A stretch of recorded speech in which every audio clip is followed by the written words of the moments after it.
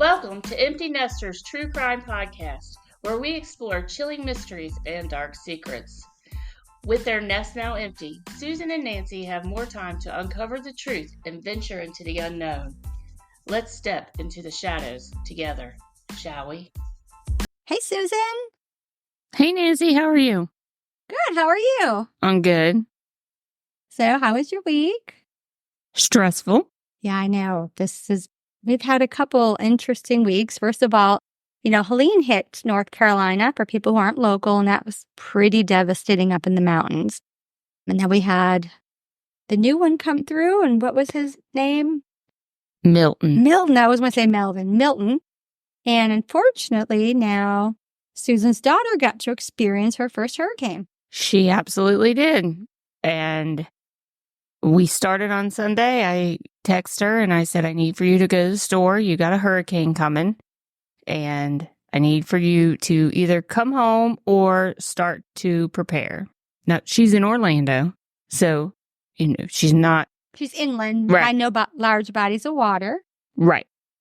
And her response to me was, I don't get paid till Wednesday. I said, he's going to be there Wednesday. Milton's coming. You can't play with this. So she got a little Venmo money and I sent it to her and I said, this is what you need to do. You take your ass to the grocery and you buy food that you do not need electricity to cook, and you get yourself enough water to last for 3 days. Right. Especially the water's important. She goes to the store and then texts me, there's no water. I said, go to the Dollar General. They pick over the Dollar General last. Go get some damn water. Good idea. So she prepared as well as you can. The hurricane does what a hurricane wants. So They're unpredictable, right? Right. You just never know. And it went pretty well until about 2 a.m. Thursday morning was the last time I heard from her. And I said, tell me what is it like? What is it like out there right now? Was it Thursday or yeah, it went Wednesday, so early. I gotcha. Yeah, so yeah. It was Wednesday night to early Thursday morning. Right. Okay. And all she could say to me is, this is crazy. This is crazy. And I'm like, great. I'm supposed to sleep and it's crazy. So Helene didn't hit her. Because they said Helene was it more damage than Milton to Florida? I think it was in the areas that it hit by the coast, by the Gulf Coast. She had a lot of rain and wind, but she still worked. The pools never closed at Disney. So that one didn't get to her. Right. Gotcha. So I didn't hear from her again. At 2:00, she said, I'm going to try to get some sleep. And she was safe. It's an apartment building. It's made to withstand hurricanes. And at 8:30 in the morning, I finally get a text from her that they're fine. Yeah, that there's a lot of branches, trees, took out part of their fence at the apartment complex, but they are fine. Disney even opened, you said that day, right? They opened again. They closed at like 1 p.m. on Wednesday. Mm-hmm. She was not to go until 3, so she did not have to work that day. Thursday was her day off. Oh, okay, gotcha. But they opened back up in the Thursday, I think, evening. It's crazy, it was, right? Yeah. And a hurricane just goes over and we're back to Disney. She said Thursday morning, she's like, it's sunny like nothing happened except for there's all this debris around. Yeah, it's wild. Well, we have a friend in Sarasota, and he didn't even lose power. And I'm so confused. I thought that's where it was heading. I'm not confused. I'm very happy. I was so excited for him. I knew he was staying. So, yeah. You don't know. My mom's in Fort Myers, and she's trying to get my daughter to come down to be with her. And I'm like, why is she going to do that? You're closer to the water than she is. Your mom need to go to your daughter. I said, you're in a wooden house. Crazy woman, quit trying to get her to come down there. Well, she wanted to be together. She's been down there my mom's been down there for decades. And they're just like, here goes another one. I'm like, oh my God, one of these days, when I'm going to get you. But they were fine. Everybody was fine. And we're just glad that one didn't come back to North Carolina, because it is the pictures and the stories we're hearing out of Boone and Asheville and Lake Lear and Chimney Rock. I mean, they're gone. It's so sad. We've had clients go up and volunteer, and we've had grown men come back with stories with just tears in their eyes. We've heard some like pretty bad ones. burly, rough dudes. Yep. We've heard some pretty bad ones. Mm-hmm. Well, But so we'll do what we can do here, and we'll keep donating and prayers and help anybody loading stuff to get up there. And Susan, your business actually did some good stuff too. Do you want to say really quick what you all were doing? Was it pet food? Yeah, we're collecting pet supplies, That's animal great. crates. I figure if the organization gets too much, the shelters are always in need. That pet food, pet supplies is going to go to a good cause no matter where it goes. But we are given to the Krieger Animal Foundation, and it's based in Burlington, North Carolina, which reminds me I need to get with her so I can get her our supplies, because we've got a few things collected for her. That's So nice. I'm excited. I'm excited to be able to donate. That's what I can do, and that's what I'm going to do. That's awesome, Susan. So where are you taking us tonight, Nancy? Okay, we're not going very far. We're going to go down to South Carolina. All right. So our story today is Ashley Pegram. She's 28 years old, single mother. She's actually from Somerville, South Carolina. She's the mother of 3 young children.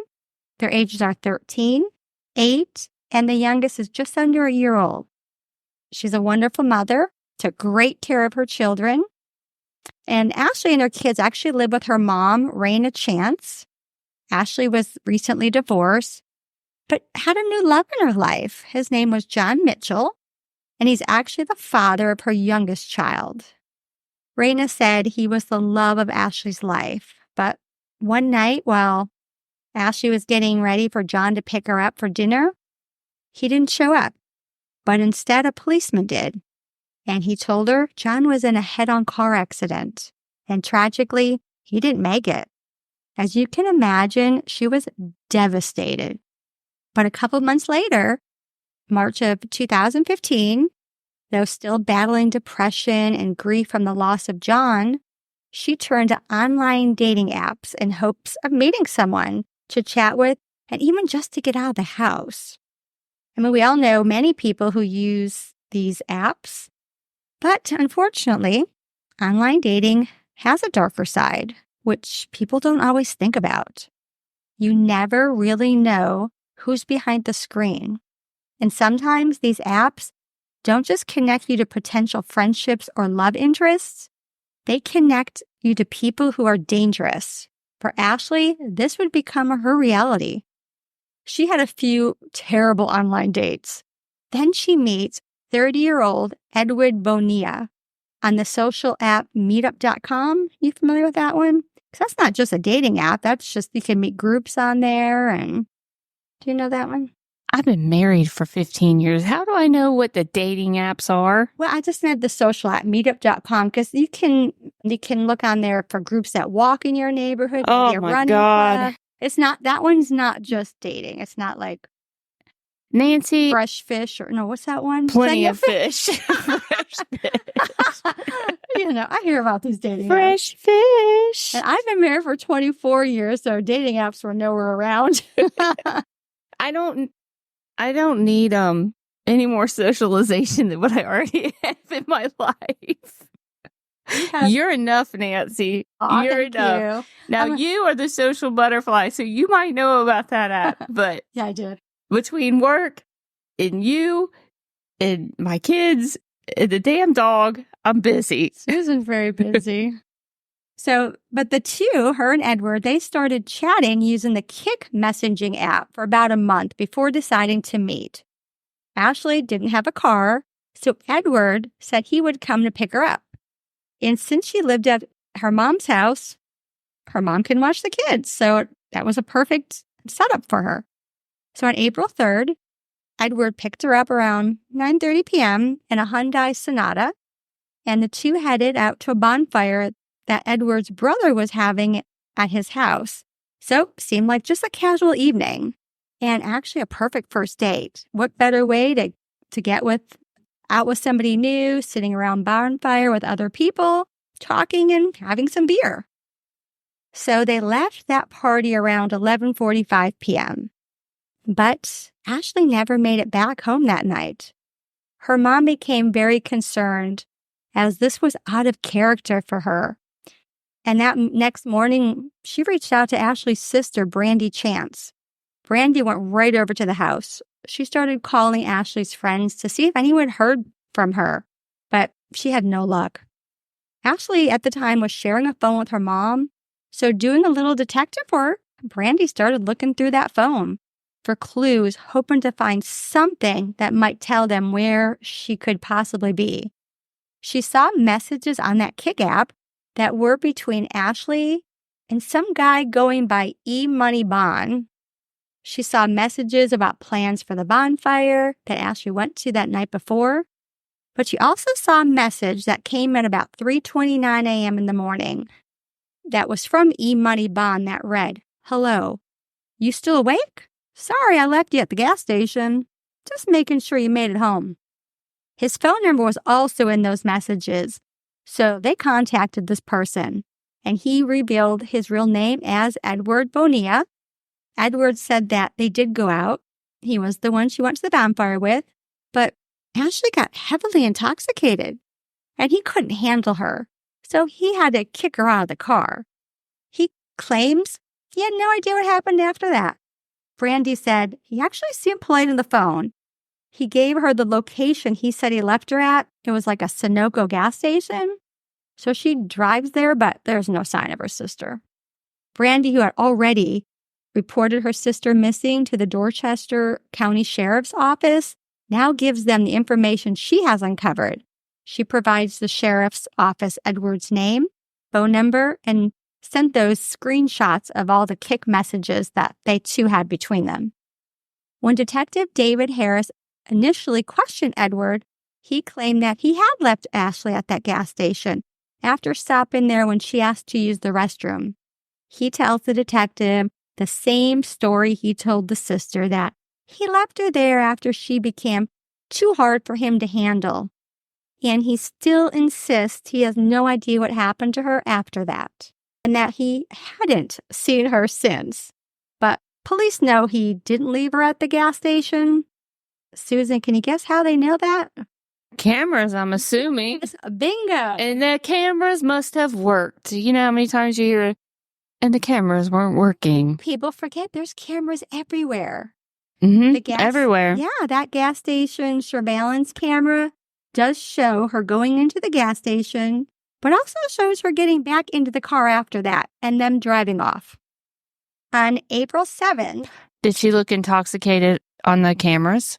No, I don't believe so. No. I mean, there was no indication of her stumbling or anything like that. I've got a feeling E-Money is a douchebag. What a name, right? E-Money. E-Money Bon or some weird thing? That's a sign.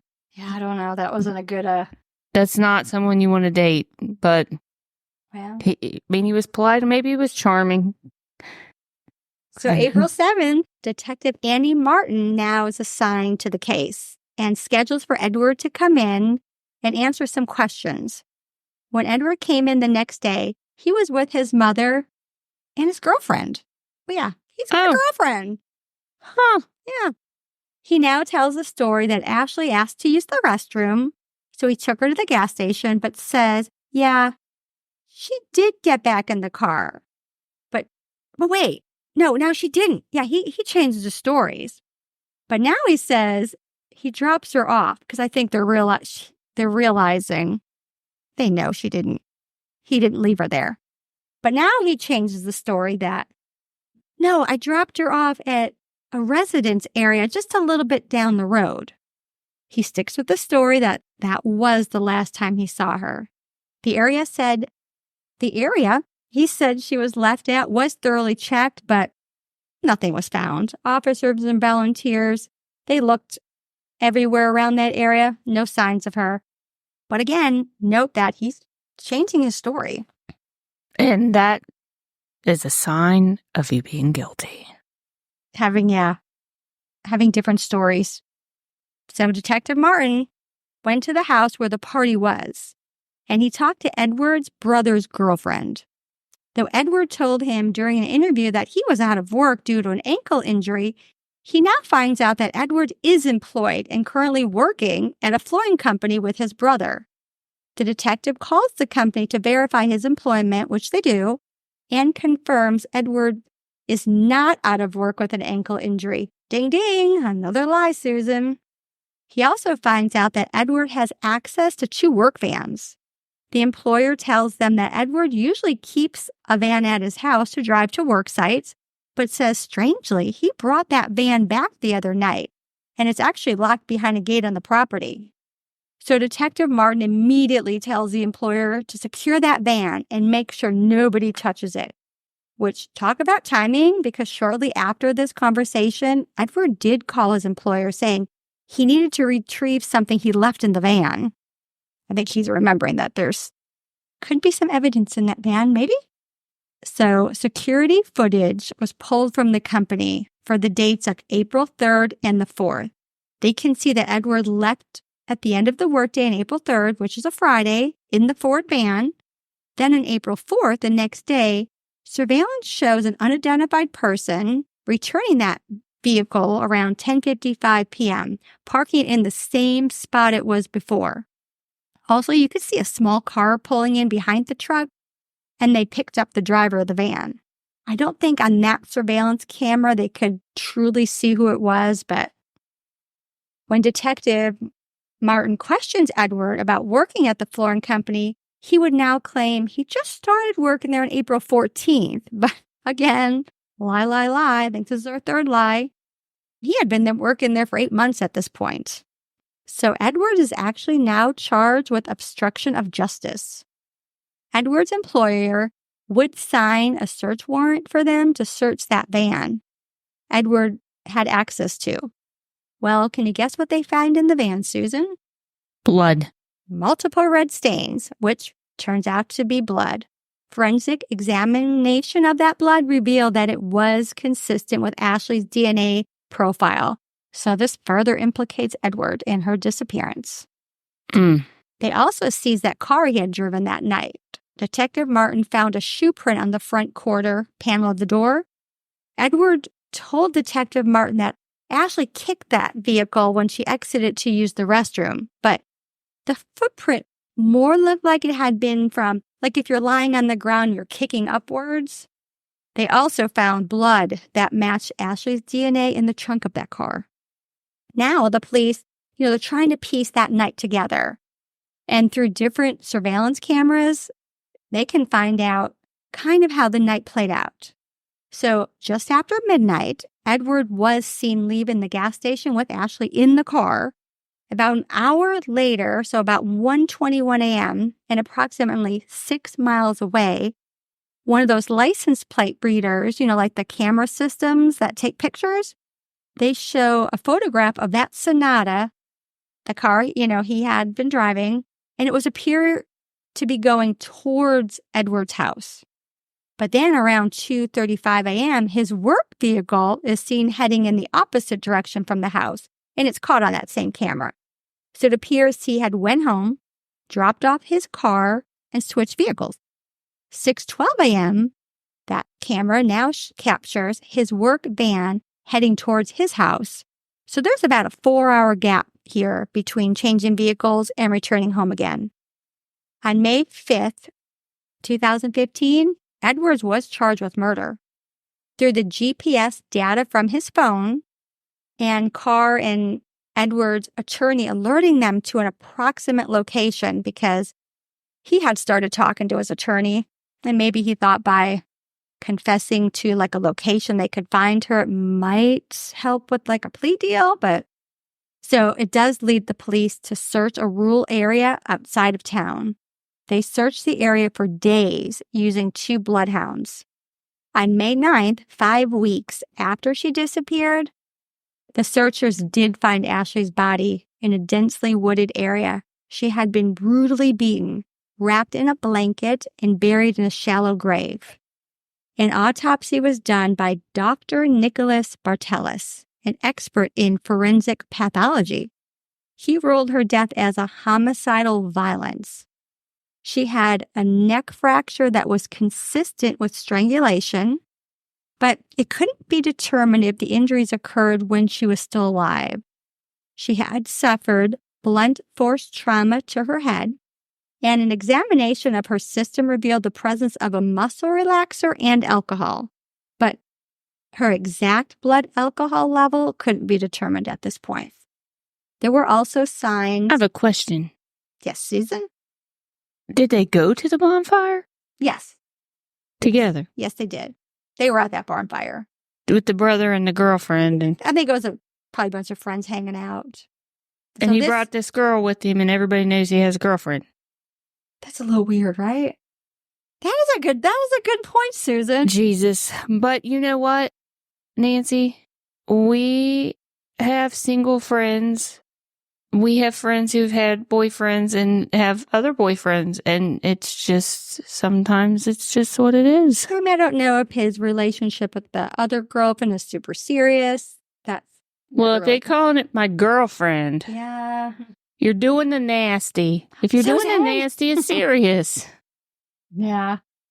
But here's the sad part. There were signs that suggest that she was possibly sexually assaulted. Her body was nude from the waist down. Shirt and bra were torn. The bra was actually around her neck. She had black duct tape around her wrists and ankles. Jesus. And she had injury, to her private areas. The condition of the body would make it difficult to confirm her identity, but they would be able to tell through dental records. The detectives believe that after he and Ashley drove off from the gas station, so they went to the bonfire, she did stop at a gas station. Maybe she didn't have to use the restroom.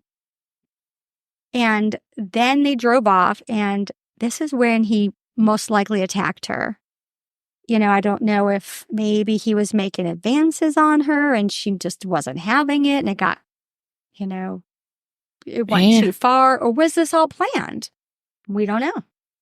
Has he had violent behavior in the past? Yes. If you Google, there's things that people will say that he has had violence in past relationships. Nothing he's been arrested for, anything like that. But people will confirm that. But again, that's just hearsay. So after he attacked her, he laid her on the side of the road somewhere, went home, and he does bring back that work van, loads her up, and now he kills her in the back of the van. They believe this is when he killed her because there's blood on the ceiling of the van. So they're thinking when he laid her on the side of the road the first time, he probably thought she was dead. And then when he gets her in the van, realizes, oh no, she's still breathing, and kills her because of the blood on top of that ceiling. Oh, it's terrible. Yeah. Then, he takes her to that remote wooded area and buries her. So now Edward changes his story yet again. He claims that Ashley had been drinking heavily and became very intoxicated. According to him, they got into a fight that Ashley accused him of stealing her cell phone. He says that when Ashley exited the car to use the restroom, he accidentally backed up and hit her with the car. Okay. He says this infuriated her, and she became very angry and aggressively started attacking him. Claims this is also when she kicked the car. He said he was forced to restrain her. He put her in like one of those bear hug chokes. Mm-hmm. It's all self-defense, Susan. Of course it is. Yeah, self-defense. So then, she ends up dying in his arms as he has her in that bear hug choke. And he panicked, left the body on the side of the road. He admits coming back later with the work van. Decided to rape her. Yeah, says he drove out to that deserted road. And, so when he was dragging her through the woods, Susan, that's when her pants and underwear fell off because he got snagged on something. So that's how that happened. Imagine that. Now, he does admit to sending that last text to her phone about getting home just to throw everyone off. So he must have remembered he has some text messages with her on this phone. People are going to find out. Mm-hmm. So he's thinking about this. So that's why he sent that message, you home, to everything, But 2016, Edward Bonita was convicted of first-degree murder for Ashley Pegram and sentenced to life in prison. The jury did reject his claim of self-defense. I think they tried to do some kind of a mistrial with that lawyer telling him where the body was. Mm-hmm. I'm not sure how that all came out, but that didn't work. He got life in prison. He deserved life in prison. Yeah, but no, this... Does he get parole? He's not. No, he got denied that. Okay. But this case drew attention to the dangers of meeting strangers through online apps, particularly on platforms like Kik, because there's few safety controls and allows users to remain anonymous. So I guess you don't always... I never used Kik. I don't know what that is. I guess it's a texting thing, right? I think it's a thing like teenagers used to do a little bit. Because it is a texting thing. It's just like before Snapchat and stuff. Because I don't know. I think it was. I think maybe your older kids use Kik.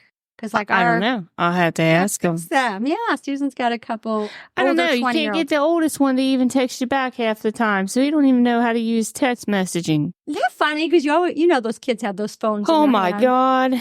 But I think now everything's Snapchat and But, this case does reveal the importance of, digital evidence, such as GPS data, search histories on phones. And they did find on a cell phone that he had Googled, like, how to bury a body and all that other stuff. Yeah, stop killing people because technology you're not going to get away with it. And, cell phone records. My biggest one, which app do you know I love, Susan? Life 360. Shows exactly where somebody is. Helicopter mom. I'll take it. And I did not let her follow me when I was in New York. I forgot. Yes, you forgot. You could have shared your location with me. I didn't need you texting me when you were taking a pee break in the middle of the night and being like, why aren't you back at the hotel? It's 3 a.m. Yeah, no, Susan's at a bagel shop having fun. So Ashley's Pegram story is a tragic reminder that the people we meet online aren't always who they seem. We put our trust in these platforms, but sometimes hidden behind the charm and smiles are predators looking for their next target. Ashley, she's not just a statistic. She was a mother, a sister, and a daughter. Tragically, her life was cut short. Oh. Yeah, but let this be a warning of online dating. I have friends who are my age and single, and I say, if you meet anybody online, that first date, I'm going. I'm going to sit in a booth somewhere. But, you don't know. You just hear these stories. But, some of the tips, Susan, to make things a little safer, always meet in a public place. Always have your own transportation. Absolutely. If you follow her absolutely and drink every time I say it, you're drunk tonight. Okay, well, hold off on the alcohol because they're going to say stay away from alcohol or other substances that could impair your judgment, right? Right. You might have a couple drinks and lose, and think, oh, this is my Prince Charming, and you wake up the next morning and you're like, what the fuck? And also do your own detective work on the person that you're about to meet. Stalk their social media accounts. One of my friends shared something interesting the other night. We were out and she said, see that guy at the bar? I'm like, oh, he's kind of handsome. She's like, I think that's him. I said, who? So she met this guy in a dating app and she thinks that was him. But anyways, this guy she was, interested talking to, she started looking him up and he had a criminal record and it was not good. So oh my God. You can look, always try to, especially their social media. And I wonder if Ashley, back then, would she found out he had a girlfriend? Yeah. She wouldn't have gone out with him. No, right? She wouldn't have gone out with him if he had a girlfriend. She got all those kids. She don't got time for that drama. Right. So go ahead. Well, Ariel, her roommate, and I don't think either one of them listened, so I can say this. So a roommate met this guy on Tinder, but he had worked. They had met each other before in the Disney program, but they hadn't seen each other for a while. Mm-hmm. So the roommate says to Ariel, can you be out of the apartment on Thursday? Because I'm going to have this guy over. And she said, here's Ariel, the little bulldog. And she's like, what the fuck? That's my day off. I need to rest. And Why are you having some rando in our apartment? You meet people in a public place. Yes. Public place. Yes. You don't just invite them to our apartment. And she said, well, I know him from the program. She said, I don't give a shit. This is not how we're doing things. You don't really know him. And I don't think that they ended up having a date at all. But you have to be safe and you have to be mindful, especially if you have a roommate, because not only do you put yourself in jeopardy, then you're putting your roommate in jeopardy, and that's not fair. That's a great point. So go meet in public a few times, feel the vibe. Share your location with your trusted family members or friends. Send them a photo of the person you're meeting. License plate. I was just going to say, yeah. I'll shut up and let you finish your... No. Versus, no, you know what? Maybe even take a picture, like, hey, like do a selfie, send it to your friend and say, we're going on our date. So we're going on our date. And if you murder me, everyone's going to know it was you. Because, Edward never went to the door to pick her up. He waited in the car. So oh, my nobody's God, seen him. I hate that. Nobody's seen him. I used to hate when Ariel would have little dates pick her up. And she'd be walking out the door. And I'm like, what the fuck are you doing? I'm going on my date. No, he can walk up to the door. Yep. He can walk up to the door. If he can't walk up to the door, you can't walk out that door. Yeah, my kids didn't date a lot. We didn't really, Well, that little one, he made up for it in college. Susan. He's a very good Christian boy. Church every Sunday. Church every Sunday, Susan. Oh, my God. But denial. But here is one really good tip, and I'm going to actually read what it said because I think this is great to remember. Maybe the girls can put this in their apartment. It said, at any point during the date you feel uncomfortable, remember, when in doubt, bow out. Mm-hmm. When in doubt, bow out. Trust your instincts. It's sometimes you just know, like, oh, it's giving me the creeps or whatever. I mean, I had somebody tell me once, and I can't share who it was, but that they were on a date with a lady and she had gone to the restroom and she never came back. Wait, seriously? Oh my gosh. Well, okay. I guess she got the heebie-jeebies and got the fuck out of there. She was in doubt, and that was... I had to say that I don't blame her. Okay. Maybe you can tell me secretly. Oh, I'll tell you. You can spill the tea. Yeah. I just don't want the whole world to know, but yeah. Now I'm sorry, world, but... No, so we'll spill the tea later. So yeah, I know people... I forgot about Tinder. Is that still a big one? Tinder, I guess. I hear plenty of fish. Tinder. I don't even know. What about farmers.com? Is that still a thing? Because that's where I would be. Farmers.com. Why would you be on farmers.com? I don't think we're going to find a murder on farmers.com. So there was a murder case about farmers.com. Wait, for real? Yes. I can't remember which case it was. I might have to do that one. Yeah, there is one. They met on like farmers.com. I swear to goodness. Wow. Okay, forget that. Yeah. I guess well, like I said, just be safe. There's Christian singles. There's been murders through Christian singles. Well, yeah, I would think they could purposely go after those people because they think they're vulnerable. So I don't know, but a lot of people meet on these dating apps like Tinder, Grindr. There's another one too. I just can't think of what it is because I'm not on it. I hear a lot of people met their wives and husbands, right? Yeah, they do. They meet their future spouses. But I don't think that's for, like, if I was single, I don't think I'd do it. Because if somebody swiped left on me, I would be sad. Would you know? I don't know, but if I swiped right on him and then he didn't swipe right on me. You would know that you didn't match.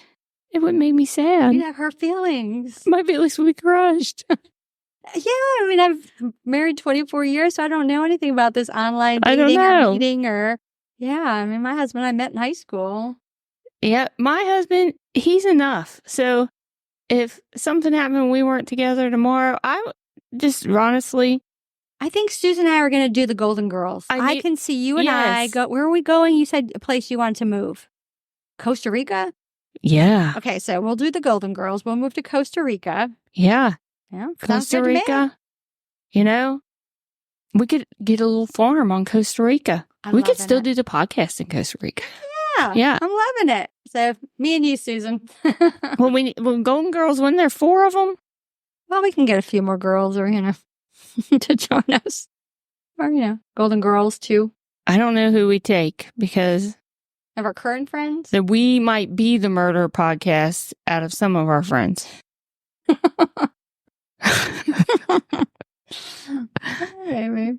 But back to my story. Now, do you think this was premeditated, or do you think that his advances didn't work? Like I was, it's not really said. I'm thinking it. I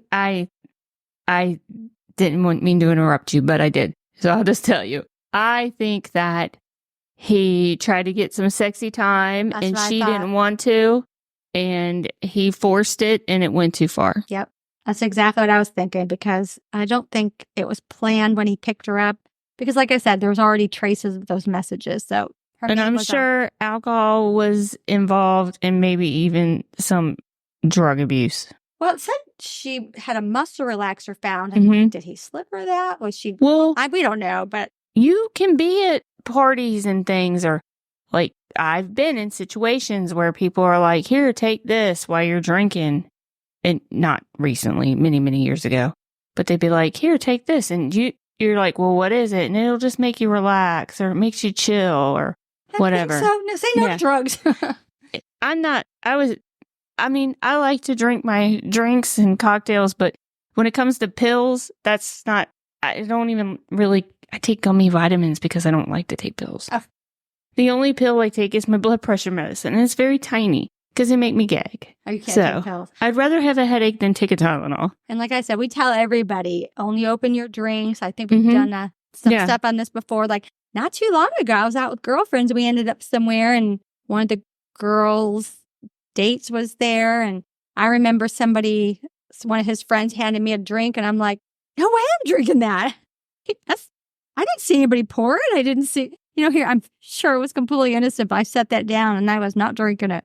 So cheers for me, for following my own rules with my kids. Jesus. And I know my son shared at the fraternity parties, they only serve closed beverages for this exact reason. So yeah, who knows if, maybe she could have been taking that for anything, but it could have been. But you don't know. Did he slip her something? Yeah. Or was it something that, you was just like a party and you want to feel good and chill, and she's like, oh, well, this little muscle relaxer's not going to hurt. Well, she didn't know what was coming in a couple hours. Yeah. I would think that he either slipped it to her or was something prescribed, because, what I've read about her doesn't seem like she would took it purposely. Well, I think we should end. I hear Lola telling us. Lola says, y'all yapping too much. It's time to feed me. So yes, let Ashley's story just a reminder to all of us just to be careful, especially with online and meeting people we don't know. Yep. Be safe, and we'll see you next week. Thank y'all. Thanks for joining us on Empty Nesters True Crime Podcast, where we've delved into chilling mysteries and dark secrets. With their nest now empty, Susan and Nancy will keep uncovering the truth and venturing into the unknown. Until next time, stay safe and step into the shadows with us again.